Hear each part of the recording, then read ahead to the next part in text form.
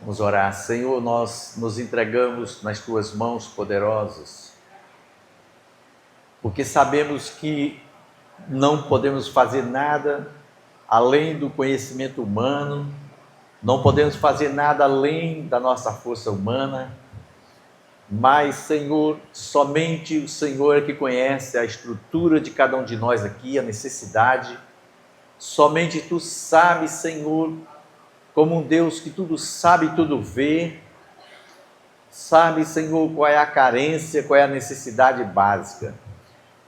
Nós sabemos que o Teu Espírito aqui está, porque Ele já nos foi enviado pelo Teu Filho Jesus, para ser aquele que vai nos guiar, para ser aquele que vai nos animar, porque o Teu Espírito já foi derramado, e nós dependemos muito, Senhor, da ação do Teu Espírito, Senhor, para que saia da letra morta,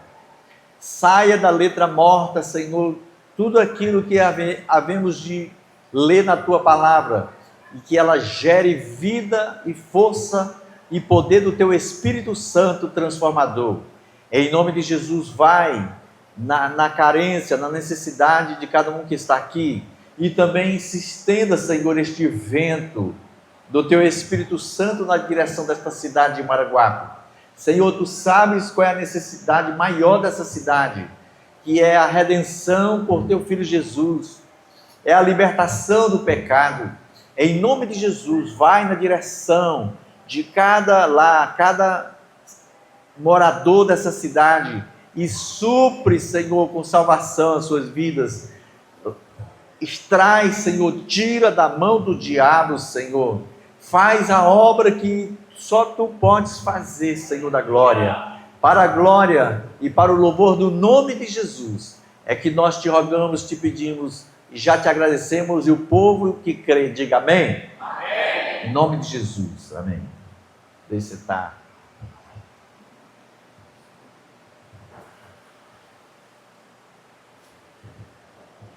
Eu pedi para você sentar, porque eu também não vou fazer a leitura apenas de um texto da Bíblia Sagrada, mas eu vou estar seguindo aqui uma nova tradução da linguagem de hoje, que é o que eu entendi que poderá trazer melhor compreensão para cada um de nós.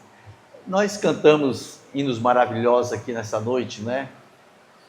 Vento do Espírito. Eu só me recordo desses cânticos aí, era do tempo, a gente gostava de dizer uma brincadeira, do tempo que os crentes eram crentes, né? Que realmente quebrantava o coração, a pessoa escutava um pedido desse, aí não tinha como você não chorar, e não tinha como se quebrantar. Hoje o negócio está meio dificultoso, não sei o que acontece, mas eu sei o que acontece, que a Bíblia Sagrada diz que quando chegar o final dos tempos, o amor de muitos vai esfriar, e a iniquidade vai aumentar. Então eu tomar a Deus que nós estejamos vivendo os últimos dias, porque eu não quero ficar aqui nessa condição de ver tudo se acabando, tudo se destruindo, exatamente por obra do inferno, mas nós já sabemos que o Senhor já venceu tudo isso, o Senhor já venceu tudo, e Ele é o que domina e o que conduz e direciona toda a sua vontade na redenção de cada uma das pessoas.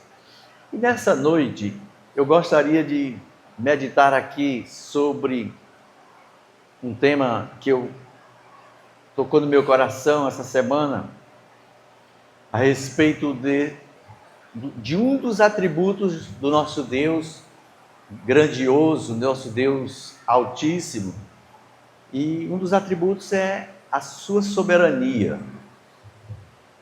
Mas falar de o Deus Altíssimo, o El Elyon, que essa expressão que é dada a esse termo, o Deus Altíssimo, é a mesma coisa que El Elyon.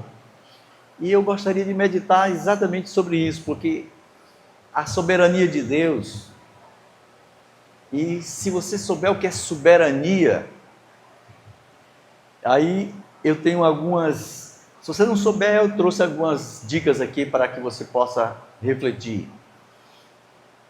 Um dos atributos do Deus Altíssimo é ser soberano, o que o leva a fazer o que Ele quiser. Então, a soberania de Deus, e é só um atributo, porque são vários atributos do nosso Deus e Pai. Então, Ele tem um atributo, os que podem ser dados para o homem e aqueles que não podem ser dados para o homem. Os que não podem ser dados para o homem é a sua eternidade. Ele é um Deus eterno. Ele também é um Deus imutável, não muda nunca. É diferente de nós, somos variáveis o tempo todo, dependendo dos nossos ânimos e da comida que nos faz mal, a gente já altera o comportamento. Deus não altera nada. Ele é onipotente, Ele é onisciente. Onipotente tem todo o poder. Ele é onisciente, sabe todas as coisas. Ele é onipresente, está em todo lugar. Então não há um lugar, nem no universo, nem em qualquer planeta, e nem na Terra, que Ele não esteja. E esses são os atributos incomunicáveis. Ele não pode dar ao homem essas condições, mas as que ele pode é santidade, justiça, amor, misericórdia e graça. Então esses são os atributos que pertencem a Deus. Também tem mais a sua bondade, verdade e fidelidade. Então isso Ele pode jogar no nosso coração e fazer frutificar. Então veja mas eu vou me deter em um só atributo de Deus, que é a soberania. Pelo que eu andei olhando, soberania, por que Deus é soberano? Ele é soberano porque Ele está acima de todos. Ele é o dono de tudo e de todos. E a todos, porque a todos criou. Ele está acima de tudo e de todos, por ser o mais poderoso. Não há quem vá competir com Ele.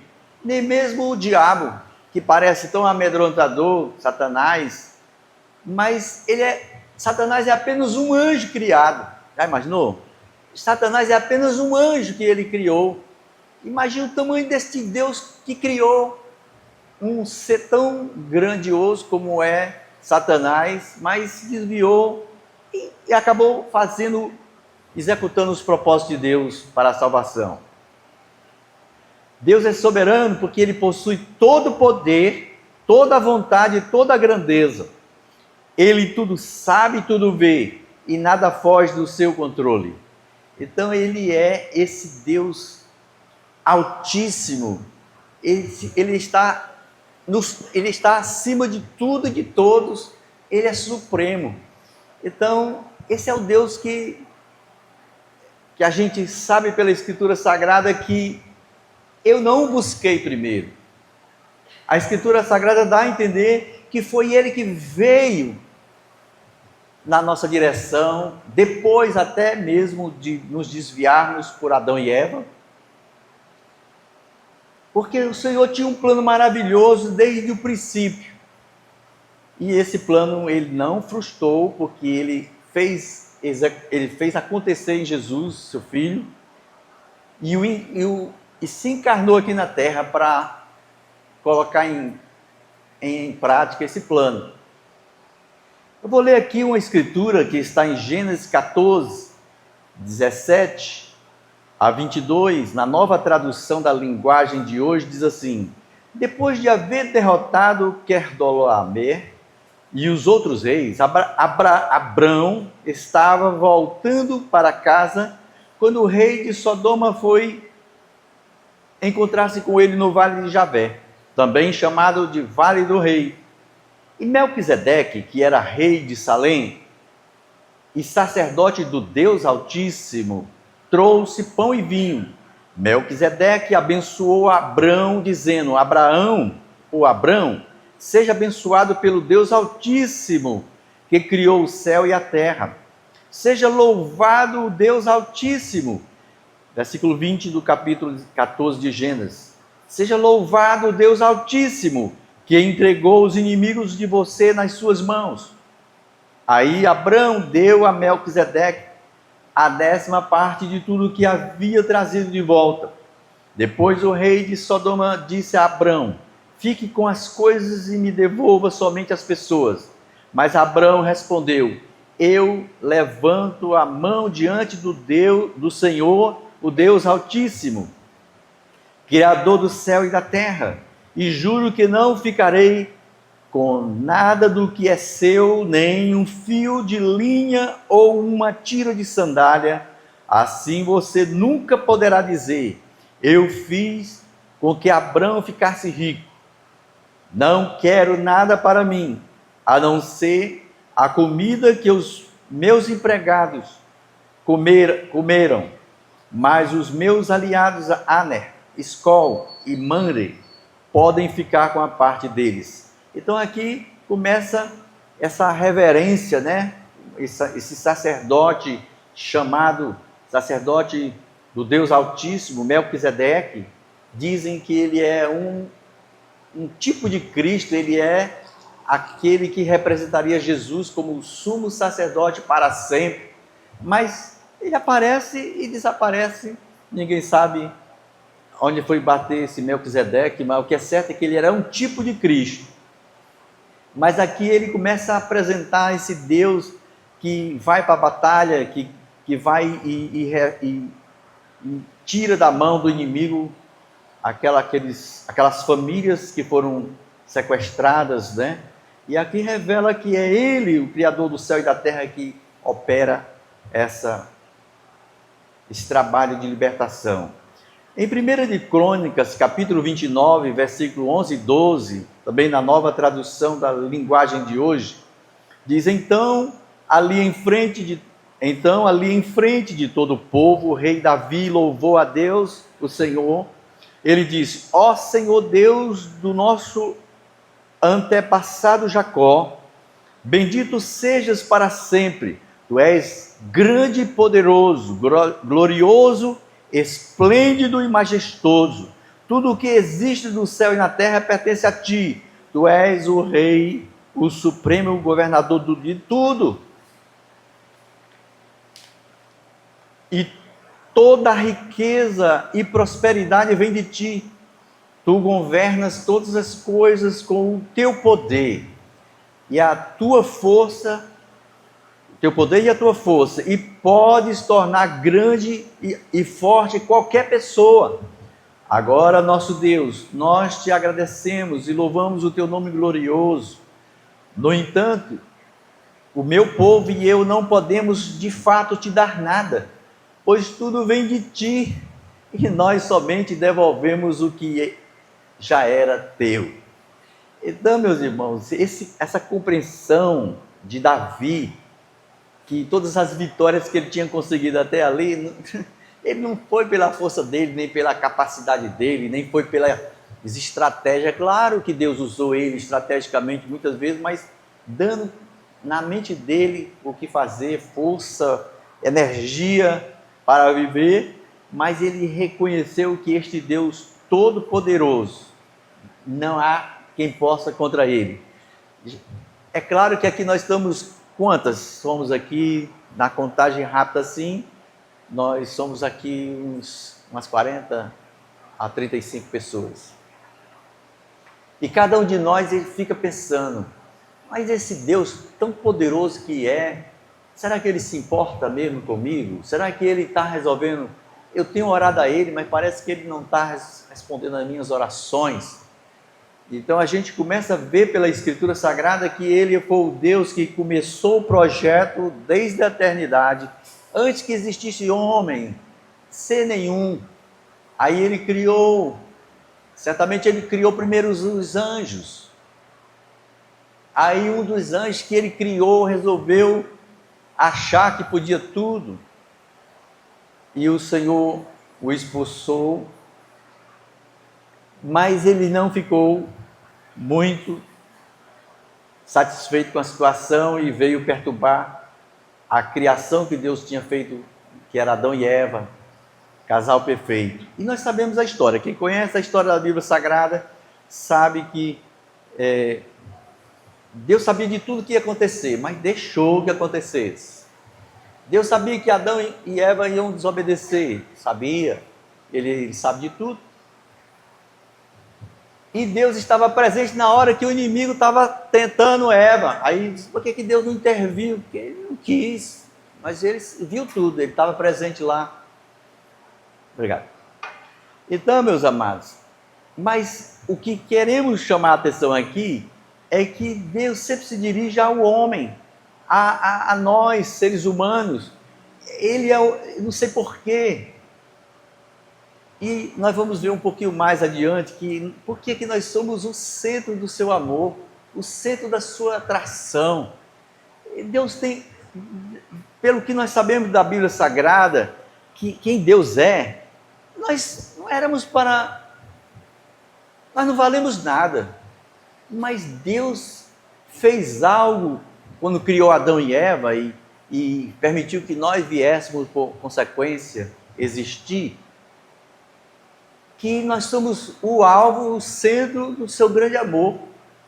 A Escritura diz em João 3,16, porque Deus amou o mundo é você e eu, não é a terra matéria, não é o planeta, são as árvores, não, Deus amou o mundo, é você e eu, que deu Jesus para sacrificar-se por nós. Que grande amor é esse? Deus amou o mundo de tal. Esse de tal é que não tem como explicar esse tamanho deste amor de Deus.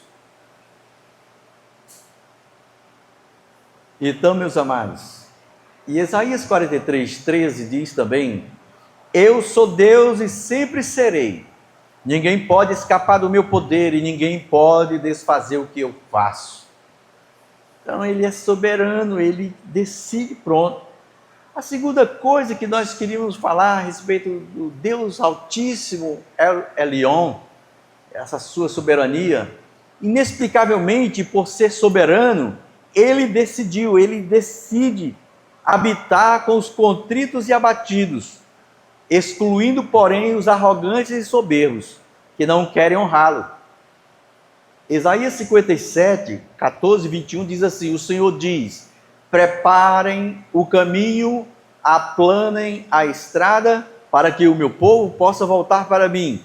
Pois o Altíssimo, o Santo Deus, o Deus que vive para sempre diz, eu moro num lugar alto e sagrado, mas moro também com os humildes e os aflitos, para dar esperança aos humildes e aos aflitos novas forças.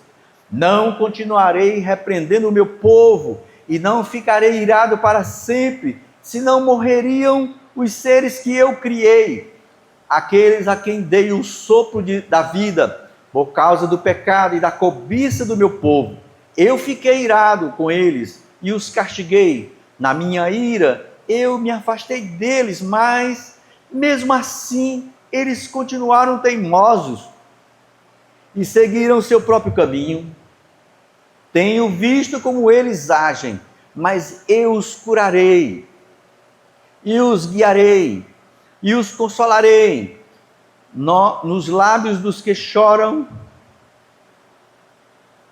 tenho visto como eles agem, mas eu os curarei e os guiarei, e os consolarei. Nos lábios dos que choram, colocarei palavras de louvor. A todos ofereço a paz. Aos que estão perto e aos que estão longe, eu os curarei. Porém, aos maus, são como o mar agitado. As suas ondas não se acalmam e trazem lama e sujeira para a terra. Não há segurança para esses pecadores. O meu Deus falou. O Salmo 138:8 diz, tu estás lá nas alturas, mas a si mesmo te interessa pelos humildes, e os orgulhosos não podem se esconder de ti. Salmo 10, versículo 4 diz: o homem mau não se importa com Deus por causa do seu orgulho. Ele pensa assim: para mim Deus não tem importância. Provérbios 16, 18, 19 diz: o orgulho leva a pessoa à destruição e a vaidade faz cair na desgraça. É melhor ter um espírito humilde e estar junto com os pobres do que participar das riquezas dos orgulhosos. Salmo 19, versículo 13: também da soberba guarda o teu servo, que ela não me domine, então serei irrepreensível e ficarei livre da transgressão. E o Salmo 131, 1 e 2 diz: o Senhor não é soberbo o meu coração, nem altivo o meu olhar, não ando à procura de grandes coisas, nem de coisas maravilhosas demais para mim. Pelo contrário, fiz calar e sossegar a minha alma, como a criança desmamada se aquieta nos braços da sua mãe. Assim como essa criança é a minha alma para contigo. Então veja que o Senhor, ele distingue para si o ser humano, que ele tem um amor inexplicável por qualquer ser humano. Pense em qualquer pessoa. Vamos pensar a pior pessoa que está presa agora. Cometeu os piores crimes. Está lá no presídio. Deus ama essa pessoa? Ama. E o que o Senhor faz para resgatar ela? O tempo todo o Senhor levanta profetas, o Senhor levanta pregadores, o Senhor faz de tudo para que, se a pessoa dê ouvidos à voz dele, escuta a minha voz, escute a minha voz, obedeça, siga esse caminho. Então, se a pessoa obedecer, pode ser o pecado que for que ela tenha cometido, ela vai ser liberta e vai ser uma bênção para o mundo e diante de Deus. Mas, porém, se ela ouvir a palavra, se ela escutou Deus falando, ela tem certeza que foi o Senhor que falou, mas ela se mantém rebelde, a ira de Deus aí inverte. O amor de Deus, que é muito grande, fica ardendo agora uma ira, que é aquela ira que vai ser usada com toda a força no dia do grande julgamento. A Bíblia Sagrada dá a entender que quem rejeitar o sacrifício de Jesus vai ser julgado e vai ser colocado num lugar que ninguém quer ir para lá. E esse lugar se chama inferno. Ah, mas não fale de inferno não, que história é essa? Eu não gosto nem de ouvir falar essa palavra. Realmente é um lugar muito tenebroso. Mas o Senhor, a Escritura diz que o Senhor preparou esse lugar para o diabo e seus anjos. Não diz que o Senhor preparou para os pecadores perdidos, não. Mas porque invariavelmente o diabo vai arrastar para lá por causa da desobediência. Mas a Escritura diz: o Senhor fez este lugar de julgamento para o diabo e seus anjos. E enquanto houver o último suspiro de vida, o Senhor está o tempo todo trabalhando. Saia, venha para cá. Está no fio de vida, você está no risco de vida. Você vai morrer. E se você morrer hoje, como quem vai resolver o problema da tua alma? É agora, vem. Se você escutar, se aquela alma escutar em última instância, o Senhor tira, porque o diabo e seus anjos, os demônios, eles foram feitos para morar no inferno.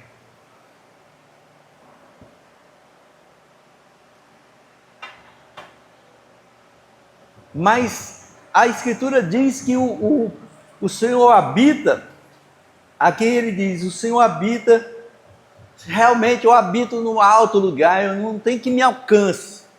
Eu habito num lugar que ninguém chega lá, ninguém consegue penetrar no meu trono.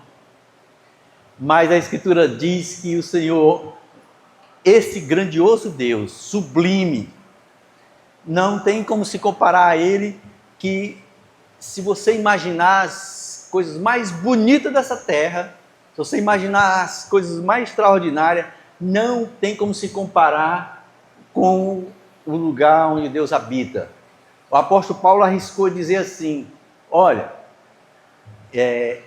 tem um lugar que eu fui visitar, que não tem palavras para descrever aquele lugar.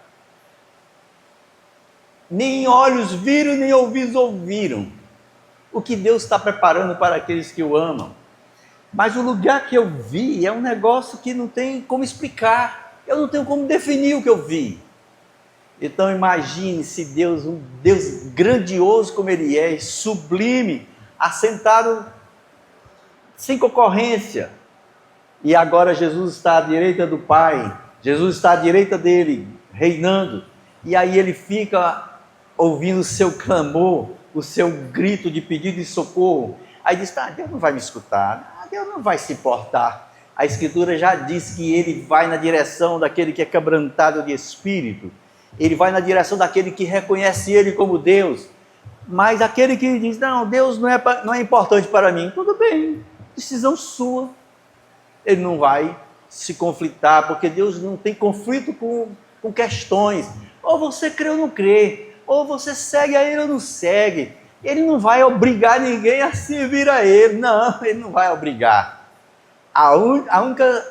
Os únicos prejudicados em não seguir a direção que Deus está dando, eu posso dizer, Deus não existe não, isso é invenção dos homens. Posso pensar essa coisa. Mas à medida que o tempo vai avançando e a gente vai compreendendo que há um ser que o tempo todo trabalha, há um ser que o tempo todo, o salmista dizia assim, eu sou pobre e necessitado, porém o Senhor cuida de mim, Tu és o meu amparo, Tu és o meu libertador, não te detenhas, ó Deus meu. Então muitas vezes você não está vendo, mas algo trabalha para que você, no seu quebrantamento, Deus venha e se aproxime de você. Como é que essa pessoa sabia o que eu estava sentindo? Como é que essa pessoa sabia o que eu estava passando? Porque Deus sabe de todas as coisas, Ele é que controla tudo. Ele toca num passarinho, voa para lá. Ele toca numas abelhas, ferrou para lá. Ele toca... Ele comanda até os animais que não têm racionalidade. Imagine Ele comanda o que está na sua cabeça. Nossas dúvidas, nossos temores, nossas preocupações. O Senhor, para tornar efetivo essa vontade dele de vir na direção da nossa fraqueza, da nossa incapacidade que o pecado condicionou, porque o pecado, meus irmãos, quem sabe, quem já sabe é assim, o pecado ele tem um prazer transitório. O pecado dá prazer, diz a Escritura, porém, por ser transitório, o resultado do final é morte. O resultado perde a alegria, que é isso? Parece que eu fui feito para pecar, parece que eu fui feito para a vida dissoluta. Aí você se mergulha nessa vida dissoluta, sem temor a Deus nem nada, mas o resultado disso não é paz. Não vai dar em nada, você vai ficar o tempo todo rodeando e como se estivesse caçando um objetivo e aquele vazio vai aumentando por dentro até que você um dia decida, Senhor, tudo bem, pode vir, vem Senhor. Não tem quem consiga viver sem o Senhor. Nós somos geração tua, diz lá o texto de Atos dos Apóstolos, naquele momento em que havia lá várias discussões sobre os deuses, e entre os deuses que discutiam lá, tinha uma placa lá, ao Deus desconhecido. Aí Paulo olhou e disse, como assim o Deus desconhecido? É sobre esse Deus que eu quero falar com vocês. É sobre esse Deus desconhecido. Ele é desconhecido para algumas pessoas, mas ele é bem conhecido de alguns de nós, e é sobre ele que eu quero falar. E o apóstolo Paulo falou e pregou, e alguns se converteram e outros rejeitaram. Tudo bem, continue sua vida. Mas não havia mais desculpa na eternidade, no dia do grande julgamento. Nunca me pregaram sobre isso. Não pregou? Ninguém pregou. Aqui, alguém lhe falou, mas você não deu crédito. Quem deu crédito à nossa pregação? O Senhor foi sendo levantado, e aí para efetivar o seu propósito, ele decidiu algo na sua mente. Ele tomou a decisão soberana, planejou vir à terra em forma humana, dando um corpo à palavra, e a chamou de Emanuel, que quer dizer Deus está conosco. Ele, para efetivar essa sua vontade, o que é que eu vou fazer para essa criaturinha que eu amo tanto, mas é teimosa? O que é que eu vou fazer? Já sei, tomar a decisão. Eu sou um Deus altíssimo. Quem de nós quer perder cargo? Quem de nós? Ei, doutor. Algumas pessoas, você chamar de doutor, se incha todinho. Ô, doutor, já viu um sapo inchado? Quem já viu um sapo inchado? Às vezes algumas pessoas, um carguinho que tem, que se é chamado de doutor, o pulmão chega a enche. Aí depois que aí murcha. Porque não é nada, não é ninguém. Mas Deus, o Deus soberano, o Criador de todas as coisas, o que sabe de tudo, o que está em todo lugar ao mesmo tempo e ninguém pode detê-lo de entrar e sair na hora que ele quiser, não tem quem vá contra ele. E ele disse, sabe uma coisa? Eu vou na direção do ser humano e vou me transformar no ser humano. E já tinha promessa sobre ele, sobre isso, em Isaías 14, 17 diz, pois o Senhor mesmo lhes dará um sinal.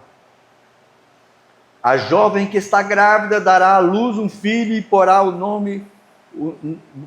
nele o nome de Emanuel, que quer dizer Deus conosco.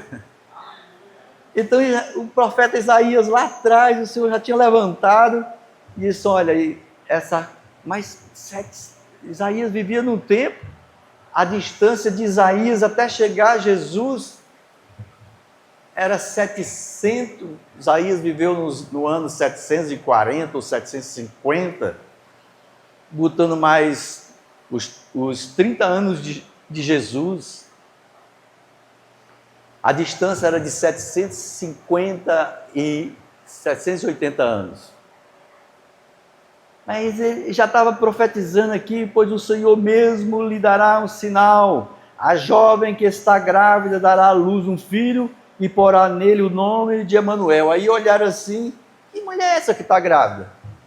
Ela veio 780 anos lá na frente. E nós sabemos quem é hoje, Jesus. Mateus 1,23 diz, a virgem ficará grávida e terá um filho e receberá o nome de Emanuel. Emanuel que quer dizer Deus está conosco. João 1 e 2 e 14 diz assim, no começo aquele que é a palavra já existia. Ele estava com Deus e era Deus. Desde o princípio a palavra estava com Deus. A palavra se tornou em ser humano e morou entre nós, cheia de amor e de verdade. E nós vimos a revelação de sua natureza divina, natureza que ele recebeu como filho único do Pai. Então, meus irmãos, o Senhor era a palavra. Jesus era a palavra que estava lá, aquela palavra, haja luz, era ele. Haja isso, era a palavra.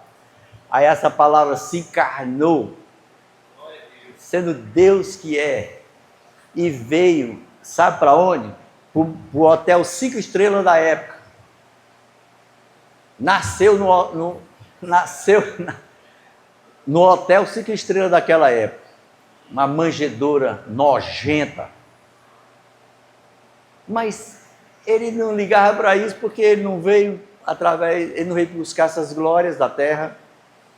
Porque ele, como Deus, ele podia ter decidido outro caminho. Sabe de uma coisa? Vou fazer diferente. Aí fazia diferente. Derrubava tudo, derrubava logo, e quem manda aqui sou eu e pronto. Mas ele não era assim. Eis que o Senhor se revelou. Mateus 11, 28, o que é que o Senhor disse como ele se revelou ser? Mateus 11, 28, ele diz... Aprenda de mim, porque eu sou manso e humilde de coração. Deus ser manso e humilde de coração? Quem quer ser manso e humilde de coração? A gente quer lutar pelo que é de direito, é nosso. O que é de direito de Deus? Meu direito sobre você, sou Deus Criador. Eu é que digo o que você tem que fazer, e não o que você diga para mim o que eu tenho que fazer. Eu te criei, obedeça-me. O Senhor, nós estudamos vários temas do Antigo Testamento, nos estudos que nós estamos fazendo nas quintas-feiras, e a gente viu todo o trabalho de Deus, o tempo todo. Levanta um vaso, liberta Israel, aí liberta, passa uns anos livre, aí volta de novo.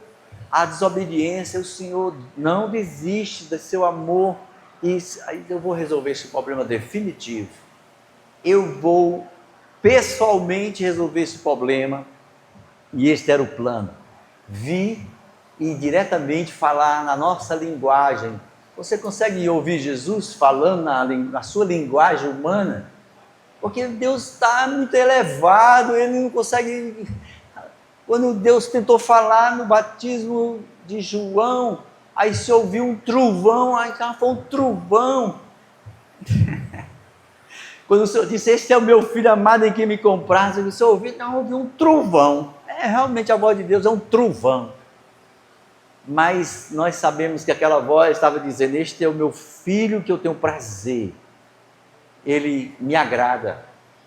Mas ele não estava só se dirigindo a Jesus, não. Ele ia um dia apontar para mim, para você, e dizer assim, este é o meu filho amado em que eu tenho prazer, ele gosta de fazer a minha vontade. Louvado seja o seu nome, glória ao seu nome. O seu plano já está em ação na terra, por meio do que o seu Filho Jesus Cristo realizou. João 3, 16, 19 diz, porque Deus amou o mundo tanto, que deu o seu único Filho, para que todo aquele que nele crê não morra, mas tenha a vida eterna. Pois Deus mandou o seu Filho para salvar o mundo e não para julgá-lo. Aquele que crê no Filho não é julgado, mas quem não crê já está julgado porque não crê no Filho único de Deus. E é assim que o julgamento é feito. Deus mandou a luz ao mundo, mas as pessoas preferiram a escuridão porque fazem o que é mal. Então o Senhor já fez o que tinha que fazer.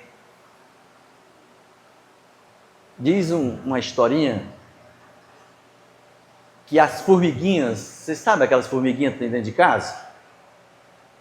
Você bota um doce que cai acolá, daqui a 10 minutos está cheio de formiga. Como é que elas descobrem aquele doce? Derramou um negócio, um pedaço de bolacha lá no chão, daqui a 10 minutos já está cheio de formiga lá. Como é que elas sabem aquilo? Como é que elas descobrem?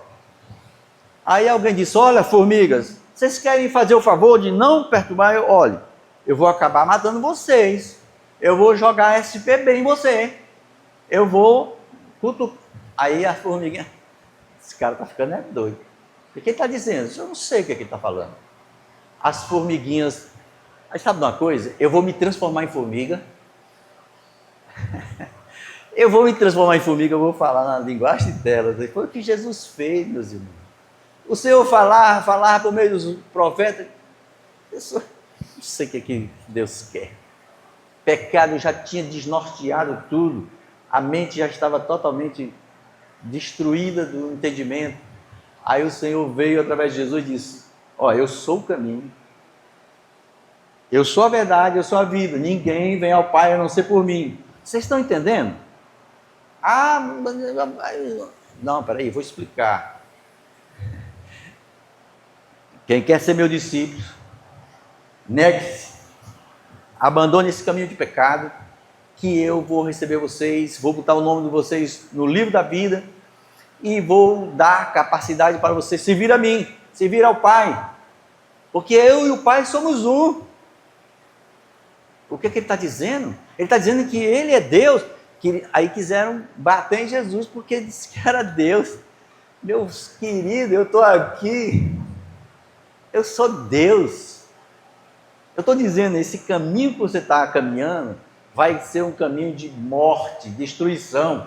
Eu estou falando na linguagem mais direta possível para ti. Eu usei os profetas, eu usei de todas as condições. E eles me escutavam um tempo e depois não me escutavam mais. Agora eu estou falando diretamente para você, na linguagem de vocês.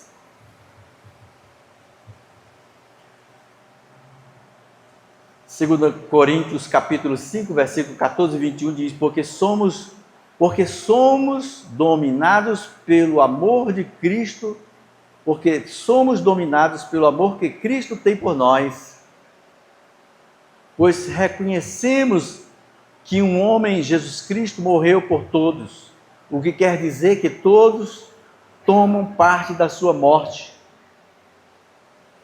Ele morreu por todos para que os que vivem não vivam mais para si mesmos, mas vivam para aquele que por ele morreu e foi ressuscitado para a salvação deles. Por isso, daqui em diante, não vamos mais usar regras humanas quando julgarmos alguém. E se antes de nos termos tornado cristãos, julgamos Cristo de acordo com as regras humanas, agora não faremos mais isso. Quem está unido com Cristo é uma nova pessoa. Acabou-se o que era velho e já chegou o que é novo. Tudo isso é feito por Deus, o qual, por meio de Cristo, nos transforma de inimigos em amigos dele, e Deus nos deu a tarefa de fazer com que os outros também sejam amigos dele. A nossa mensagem é esta: Deus não leva em conta os pecados dos seres humanos, e por meio de Cristo Ele está fazendo com que eles sejam seus amigos. E Deus nos mandou entregar a mensagem que fala da maneira como Ele faz com que eles se tornem seus amigos. Porquanto estamos aqui falando em nome de Cristo, como se o próprio Deus estivesse pedindo por meio de nós. Em nome de Cristo, nós pedimos a vocês que deixem que Deus os transforme de inimigos em amigos dele. Em Cristo não havia pecado, mas Deus colocou sobre Cristo a culpa dos nossos pecados, para que nós, em união com Ele, vivamos de acordo com a vontade de Deus. Efésios 2,10 diz: pois foi Deus quem nos fez o que somos agora. Em nossa união com Cristo Jesus, Ele nos criou para que fizéssemos as boas obras que Ele já havia preparado para nós. Meus amados, o que Jesus fez não foi só ir para a cruz, morrer pelos nossos pecados, ressuscitar e foi embora, não. Não. Jesus fez um pouquinho mais do que isso, lembre da palavra. Jesus disse: eu vou, mas eu não vou deixar vocês órfãos. Eu vou mandar o Espírito Santo. E Jesus foi que mandou o Espírito Santo. E ele desceu lá no Pentecostes. Atos capítulo 2. Mas foi um pouquinho mais. Quando ele fez essa obra e o Espírito Santo veio e fez uma nova aliança. Uma nova aliança que antes era regras talvez muito difíceis de se cumprir. Aí ainda tinha a desvantagem dos fariseus, que aumentavam cada vez mais as regras. Aí as pessoas ficavam desesperadas: como é que nós vamos agradar esse Deus, que segundo esses homens aí, desses templos, eles não tem que vai conseguir agradar a Deus. Aí o Senhor veio e disse: rasgou o véu do santuário. Eles ficaram malucos, porque aquele santuário representava status, representava eu que mando aqui, eu que sei de Deus. Você não sabe de nada. Aí o Senhor, na hora que estava sendo morto naquela cruz, diz que houve um terremoto terrível, e esse terremoto foi tão forte que diz que a espessura do véu que separava do santo lugar, do local de reunião, disse que a espessura era bem espessa. Rasgou de alto a baixo. É como se dissesse assim: pronto, está livre, vocês podem entrar no meu santo lugar, pelo sangue do meu filho, vocês estão livres, porque ele cumpriu toda a lei, ele é eu mesmo. O meu filho é eu mesmo, porque eu e ele somos um só. Mas ele fez um pouquinho mais, ele nos capacitou pelo seu Espírito Santo, para que através dessa nossa união com Cristo, ele criou meios de a gente poder servir agora a Deus em condição de igual para igual. Quer dizer, eu agora posso olhar para o diabo e dizer: está repreendido o nome de Jesus. O que é isso? Está repreendido o nome de Jesus, sai. Antes era o contrário, o diabo chegava e disse: você é meu escravo. E agora as pessoas se levantaram e nós nos podemos levantar com o entendimento: você agora é sacerdócio real, é nação santa, é povo de propriedade exclusiva de Deus. Nós, pelo que Jesus fez, nós fomos colocados numa condição de poder dar ordem aos espíritos das trevas, aos demônios. Agora você não pode brincar com eles, é claro, mas se você viver na autoridade do nome de Jesus, viver na vida de santidade dele, se você viver na dependência do Espírito Santo, você vai vencer. E aí você vai começar a entender essa coisa extraordinária. O Deus Altíssimo é aquele que agora está morando em nós. Que é isso? Ele não é tão grande. Ele diz que é maior, não tem negócio, não tem que se possa comparar do tamanho que é Deus. Ele disse: é muito grande, mas ele é tão grande, mas ele é tão pequeno que cabe no nosso coração. Ele vem, eu sei como fazer. Ele mora no nosso espírito, redimido. E ele fará com que a nossa vida tenha propósito. E ele fará com que cada palavra dessa, que parece às vezes, é como muitas vezes ouvi: ah, isso é palavra, papel aceita tudo, meu amigo, papel aceita tudo, papel aceita tudo, mas eu sei quem eu fui. Eu sei quem eu fui nos meus 20, 25 anos. E agora eu sei o que Jesus fez. Eu sei para onde o diabo queria me levar, que hoje eu tenho consciência. E eu sei que se eu tivesse continuado indo naquela senda que ele estava me sugerindo, eu era um delinquente. Para vocês terem uma ideia, com meus 18, 17, eu fazia parte de pequenas gangues de bairro. Eu tinha meu canivetinho,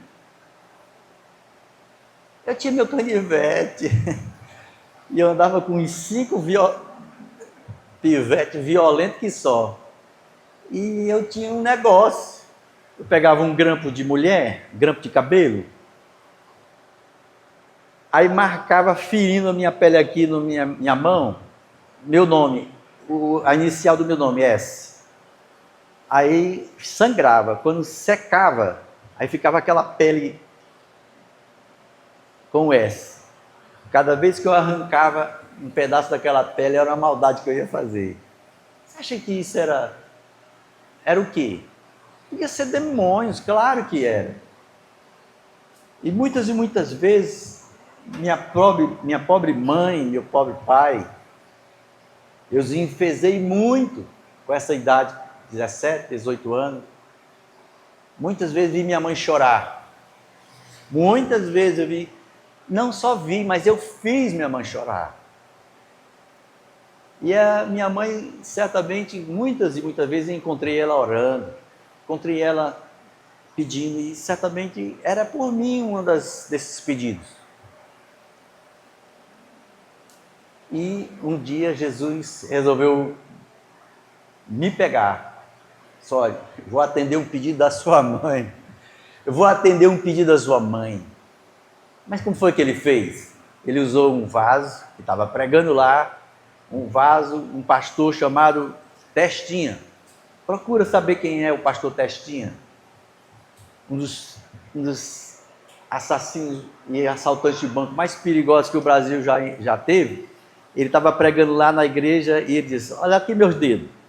Você está vendo alguma unha? Não tem uma unha, porque essas todas foram arrancadas para eu descobrir crimes. Mas aí se alguém diz assim, tem jeito para esse homem? Não tem jeito. Olha aí, tem crime que ele confessou para a banda de lata. Aí você está aí no seu canto, ele dizia. Aí você está no seu canto dizendo assim, será que tem jeito para mim? Eu quero lhe dizer que se teve jeito para o pastor Testinha, tem jeito para você também, porque Jesus é que pode. O homem não pode fazer nada. O homem não vai lhe ajudar em quê? Ele pode lhe aconselhar, mas quem fará é Deus, por dentro. Se você crê, venha, eu vou fazer uma oração. E aí eu sempre digo, eu não sei como é que eu saí do lugar onde eu estava, no meio da igreja, e de repente eu estava no altar chorando, e eu disse, meu Deus, o que foi que aconteceu comigo? Eu não sei o que foi acontecer. Eu fui bater lá no altar, que eu não iria jamais. Mas daquele dia em diante, a minha vida começou a seguir uma direção diferente.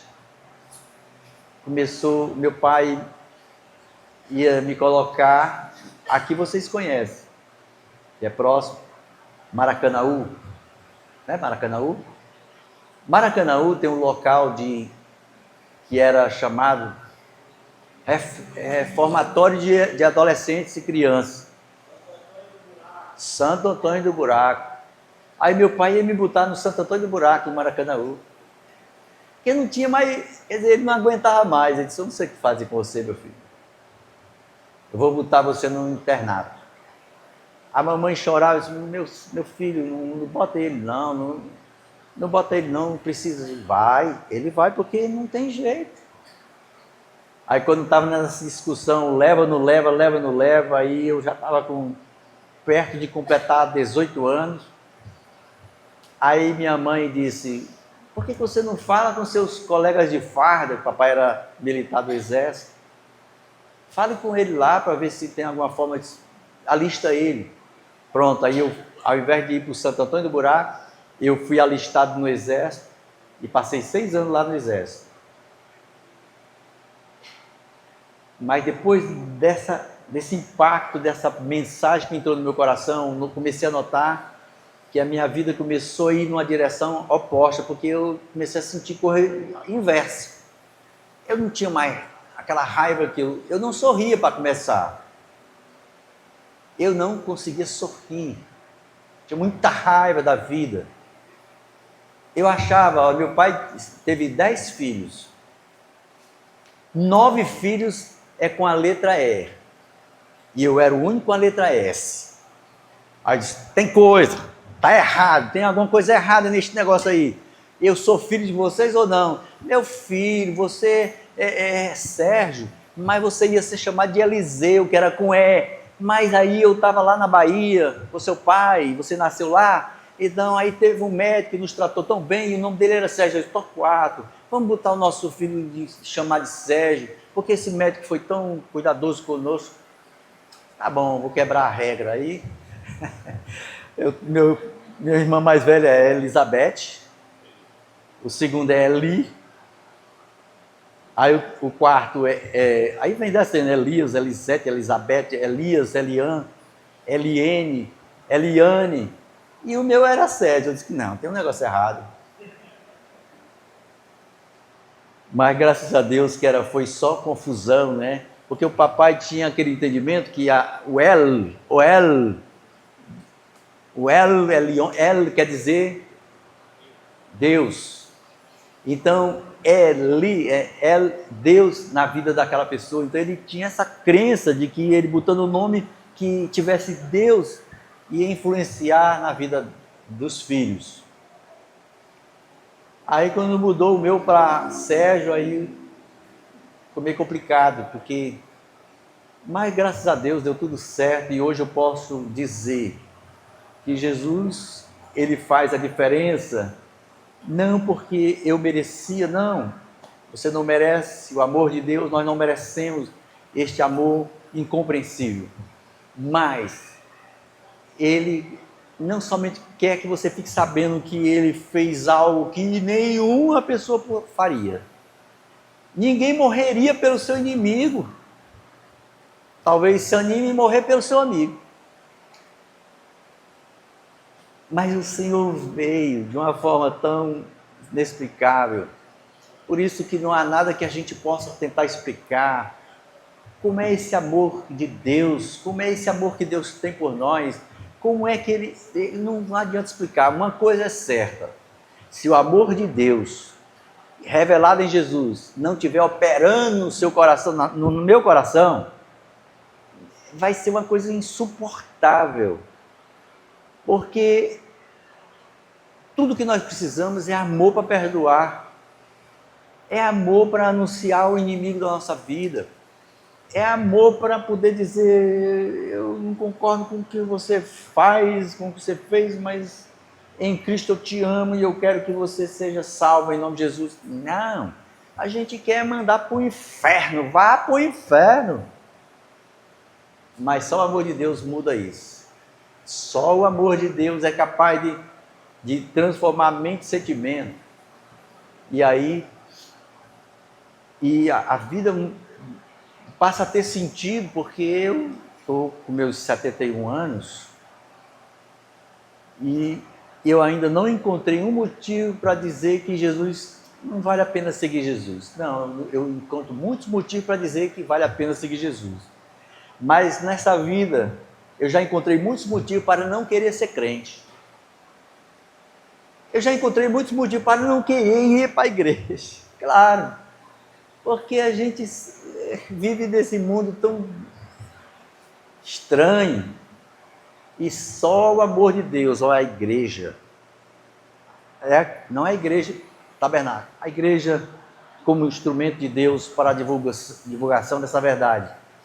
A igreja é um lugar, ou ela é um lugar de restauração e bênção, ou ela é um lugar de fazer doido, ou ela é um lugar de restauração por causa do amor de Deus entre nós. Quando você dá a paz do Senhor para o irmão e o amor de Deus vai na direção da pessoa e ela lhe devolve com este amor, aí você é revigorado por causa do Espírito Santo que habita em nós. Mas quando você vai na direção daquela pessoa para você dar a paz, você nem consegue dar a paz, porque você não gosta daquela pessoa, isso aí, a obra de Cristo está quebrada. Tem que ser restaurado isso aí, não pode. O amor de Deus tem que reinar no nosso coração para poder abençoar. Foi isso que Jesus fez. E é isso que Ele quer fazer por milhares de pessoas que a gente conhece, pessoas que realmente, se você disser que é fácil amar, os que lhe fizeram mal, não é fácil, isso é dolorido demais, dói. Mas é a forma como Deus mostrou que é possível. Pelo meu Espírito eu faço. Agora, o Senhor não tirará, não fará mais nada por aquele que se tornou inimigo dele, porque quer ser inimigo, não quero te servir, pronto, tudo bem. Aí o Senhor continua amando ele, mas sabendo que não poderá fazer muita coisa, porque a pessoa decidiu não querer. E a nossa parte não é selecionar quem é que vai, quem é que não vai para o céu, quem é que vai... Não, a nossa parte é anunciar essa verdade de Deus, que Deus te abençoe, que Deus te ajude, que Deus te liberte. E aí você vai anunciando. Mas se o teu inimigo tiver fome, dá de comer. Se o teu inimigo tiver sede, dá de beber. Porque tu amontoarás brasa viva sobre a cabeça dele. Ai, como é que pode? Essa pessoa devia ter raiva de mim, ela faz me ajudar, me abençoar. É exatamente isso que dói na cabeça. e acaba um dia, ela, quando se converter, diz: olha, realmente você tinha tudo para me odiar, você tinha tudo para não querer meu bem, mas eu dou graças a Deus, porque Deus te usou para falar para mim que Deus é amor e o amor existe, e Ele quer resolver isso através de cada um de nós. Deus não precisa mais descer da sua glória, Deus não precisa mais provar, Ele já desceu. Agora Ele usa você, que Ele mora dentro de você, para você ser o instrumento dEle. Porque Deus não está lá no espaço, como se diz, tão distante, não. Ele agora, se você um dia o convidou para entrar, ele está aqui. Aí ele estando aqui, está bem perto, ele ouvirá seu sussurro, seus clamores. Ele poderá lhe usar para que Jesus seja visível para as pessoas. O Senhor lhe usará e diz: está vendo? E aí você será a referência de Jesus e de Deus nessa terra, em nome de Jesus. Nós temos clamado pela situação de Maranguape. Maranguape nunca esteve tão necessitada da misericórdia e da graça de Deus, mas se não for cumprimento de escritura, da multiplicação da iniquidade, a gente só pede a Deus: Senhor, cria um meio. O Senhor é que sabe como é que isso pode ser revertido, alterado. Mas o que é certo é que há milhares de pessoas, tantos que estão sendo usados pelo inimigo para destruir outras vidas, quanto os que estão morrendo. Mas como o Senhor pode ir naqueles corações que parecem tão negros, seus corações? Como é que o Senhor pode alterar isso? Clamamos aqui através de um louvor: vento do Espírito, sopra. E a gente sabe e crê que o Senhor pode mandar um vento que não impede de entrar onde Ele quiser entrar. O vento entra onde quiser entrar. Você não sabe para onde ele vai, não sabe para onde ele vem, mas o Senhor pode fazer isso. Eu não aconselho você sair por aí como herói do Evangelho, com a espada do Espírito, que é a palavra de Deus, e aí não aconselho você sair por aí em alguns bairros, que agora está complicado. Eu só aconselho que você tenha sabedoria, ora ao Senhor: Senhor, dá-nos meios, sei como, cria caminhos, abre portas e faz algo diferente acontecer, e o Senhor vai dar uma solução no nível do seu conhecimento, no nível da sua Jerusalém, né? Porque você vive numa região, eu moro no outro. E como é que o Senhor vai resolver aquela questão lá no seu local de vivência? Que Deus nos ajude e nos dê graça, amém? Então o Deus Altíssimo, El Elyon, possa cobrir a sua vida e a soberana vontade dele venha com força sobre cada um de nós para a glória do seu louvor.